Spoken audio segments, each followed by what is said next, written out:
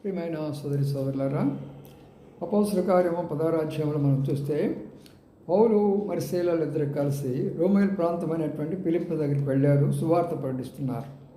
దాన్ని అడ్డుకొని అక్కడ ఉన్న వాళ్ళు కంప్లైంట్ చేస్తే అక్కడ ప్రభుత్వం వాళ్ళు ఏం చేశారంటే తీసుకువెళ్ళి జైల్లో పడేసేసారు.